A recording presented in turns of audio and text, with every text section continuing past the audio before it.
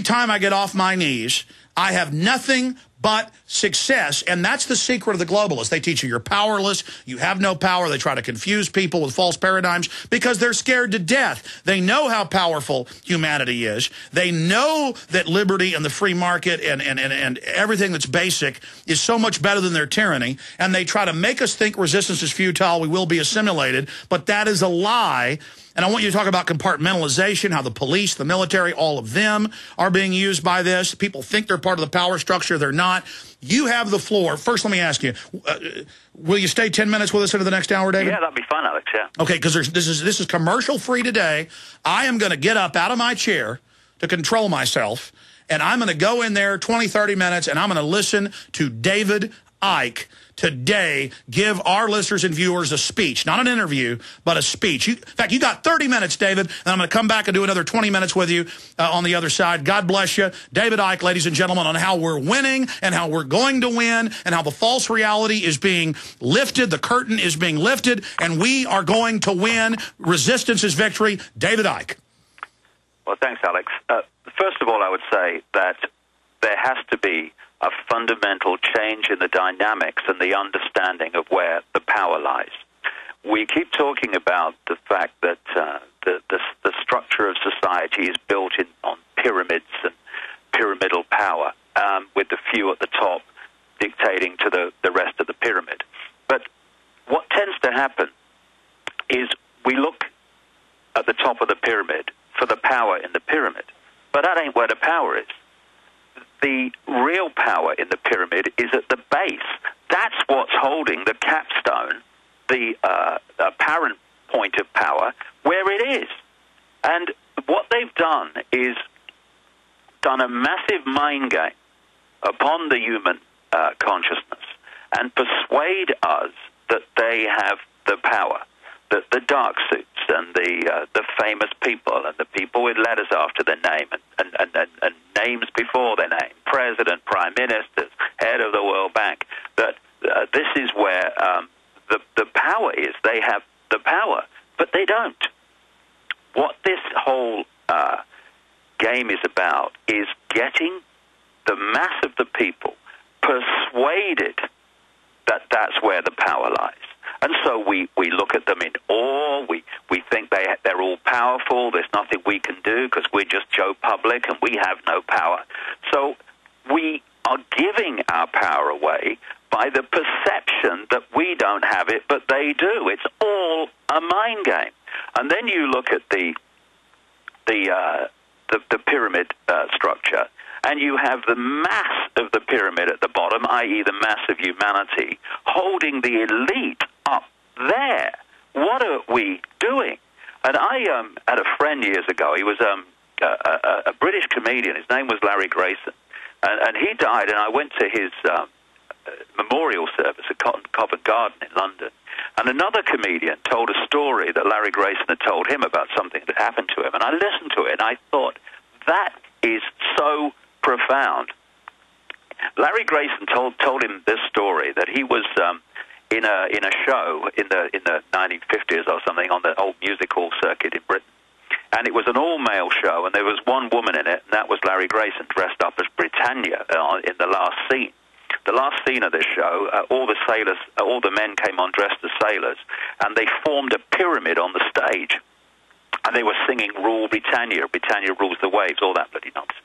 Anyway, then Larry Grayson would come on, dressed as Britannia with the helmet and the sword and the shield, and he would get manhandled up the top of this pyramid for the big finish at the end of the show, with him at the capstone of the pyramid. And on this particular night, he said, things had been going rather well, but then he said he noticed that the sailor in the left-hand corner of the pyramid had got rather a cough. And this cough got worse and worse and worse, and this sailor couldn't hold in the pyramid anymore and staggered forward. What then happened was the pyramid collapsed, and Larry Grayson, symbolic of this global elite at the peak of these pyramids, ended up in someone's lap in the second row. And so we have to, first of all, re-evaluate and re-understand where the point of power is in this world. There are 7 billion people being manipulated. There is a relative handful doing the manipulating in full knowledge of what they are doing. So much so that to impose their will, they have to engage and employ people from the target population, called people in uniform and dark suit administrators, to enforce and administer into being the structure of control that they are pressing forward. So the target population even has to supply the enforcers and the administrators of this structure on the target population. That's what we're talking about in terms of numbers. So first of all, the people have the power. We have allowed ourselves to be persuaded that we don't, and therefore every day we give our power away to the few, thinking that's where the power lies. So we think that we can't challenge the law. Well, you know, you've got to be law-abiding. Well, why have you got to be law-abiding? If laws respect freedom and respect human civil rights, they respect fairness, they respect justice, then fine. But if they are imposed simply to take those things away, to dictate to the fine detail of people's lives, to make the system unjust so the money goes to the tiny few and gets sucked out of the majority population, who are working harder and harder, more and more jobs just to stand still, while the bankers who have created this current economic mayhem at the top on purpose and lower down through sheer bloody greed, they are paying themselves massive bonuses based on borrowed money that our children and grandchildren will have to pay back. That's what happens when the majority give their power away to the few. Now, when those laws are being introduced that are giving the people the rights to do this, that are saying there's one law for the few and there's another law for everyone else, that are taking terrorist laws in theory and applying them to the general population, as it was always planned that they would do, then what are we doing obeying those laws? We should not be acquiescing to them. We should be refusing to obey them, refusing to acquiesce to them, because the real power is with us if we come together in numbers, in mutual support. We put aside these fault lines of religious differences, racial differences, income bracket differences, and we realize that actually this is not a conspiracy to enslave middle-class Americans or Jewish people or Muslims. It's a conspiracy to enslave all of us. And in dividing and ruling us, they have got us fighting and arguing among ourselves, which is the only way that a few can manipulate the many, by dividing the many in and on themselves. So first of all, we have to start to see where the dynamics of power is, if we take it, with the people, not the so-called elite cesspit level. And then, once we've realized where the dynamic of power is, to stop dividing that power by arguing about who has the right religion, who has the right politics, and all the rest of it. It's all a nonsense. It's all diversion. People should believe whatever religion they want to follow and respect another's right to believe something else. Okay, you believe your religion? Yeah, I believe mine, or whatever. I don't have a religion, but you know, anyone that does. Okay, well, let's have a beer or something.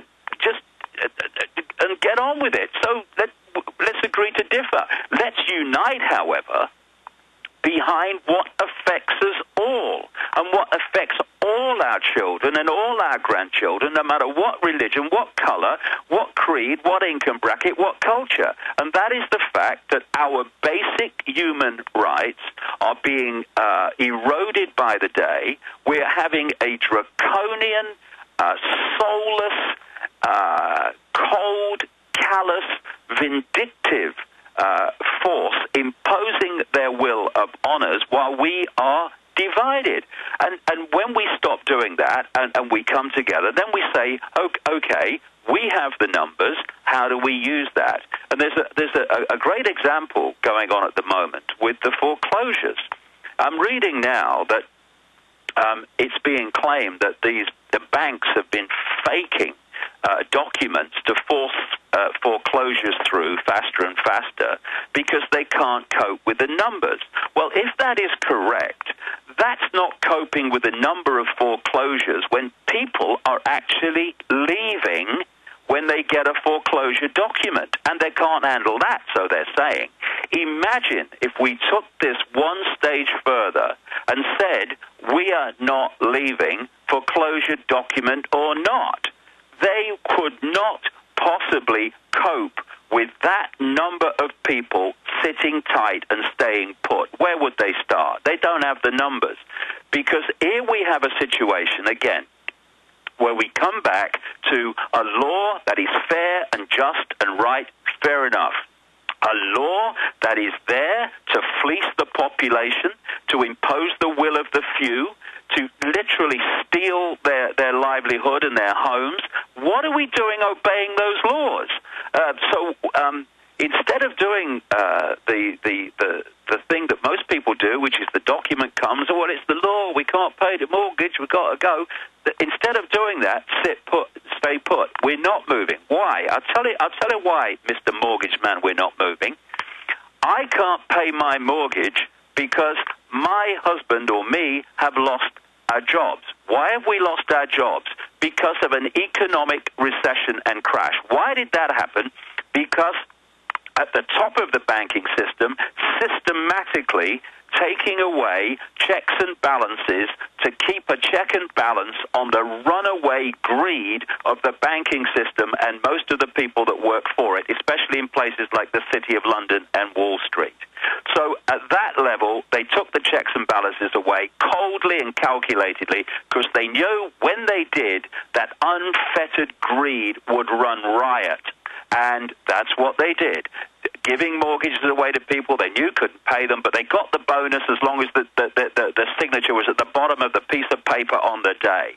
And that has created this mess where unbelievable numbers of people are being foreclosed because of the banks and the banking system. And who's coming along now and saying you can't pay your mortgage, you've got to get out and give me your house? The banks that caused the trouble. And we're leaving. This is what I mean by laws that are not fair and not just and have no sense of benefiting the community, but just sucking them dry. What are we doing obeying these laws? No more acquiescence. We ain't leaving.